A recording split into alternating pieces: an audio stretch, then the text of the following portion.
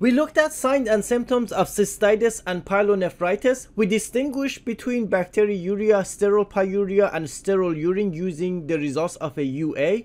Now the next learning objective is ensure urine cultures are taken in patients with pyelonephritis or recurrent cystitis. Okay, so here's the severity of urinary tract infections.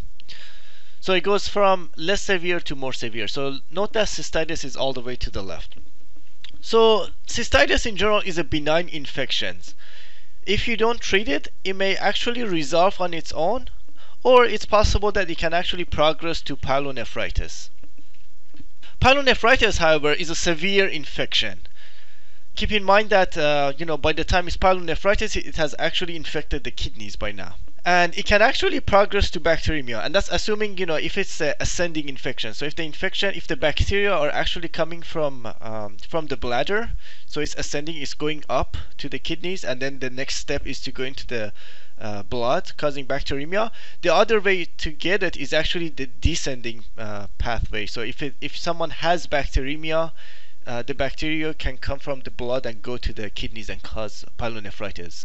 So for pyelonephritis, we do need urine and sometimes blood cultures. And when I say sometimes, if someone suspects that it's already made it to the blood, that's when you're gonna need blood cultures.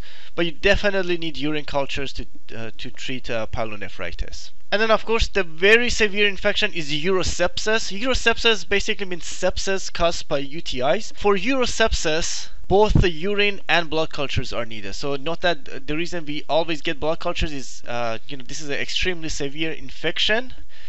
Patients, in fact, need to be admitted to the hospital because this is an emergency, and it can lead to death. That's how severe this is if it's not, managed appropriately.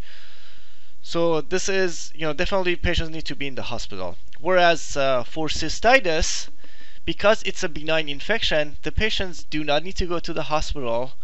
They can be treated outpatient. So typically patients end up going to their primary care physician.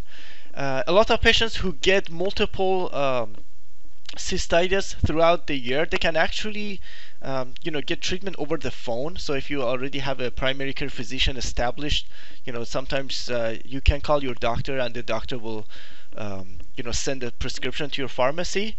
Or sometimes the doctor can actually, if you already have established primary care physician and they know that you get or the patient gets cystitis like 4 or 6 times a year, they can actually give antibiotics ahead of time, and then the patient can go ahead and take the antibiotics as they get cystitis. Because it's, for someone who gets cystitis multiple times, it's easy for them to identify the symptoms. And it also eliminates unnecessary costs of going to the doctors, for a benign infection. Especially, it will eliminate patients going to the emergency department. And then, of course, in the middle we have pyelonephritis, which is a severe infection, but it's not really an emergency. So it's recommended that patients should go to the urgent care clinic. So, urgent care clinics are, typically open 24 hours. So patients typically end up going to the emergency department because a lot of people are not aware that there are urgent care clinics, and that can actually reduce the cost because going to the emergency department is very expensive and it should be reserved for very severe infections. But the reason pyelonephritis needs to go, patients need to go to the urgent care clinic rather than outpatient is because urine cultures are needed. It's not something that the doctor can do in the office or over the phone. So at least the patient needs to go to the urgent care clinic and potentially to the hospital if needed. So who exactly needs urine cultures? So as I mentioned, pyelonephritis is a severe infection and cultures are needed to ensure appropriate treatment is selected. Urine culture is not needed for cystitis. It is needed for recurrent cystitis.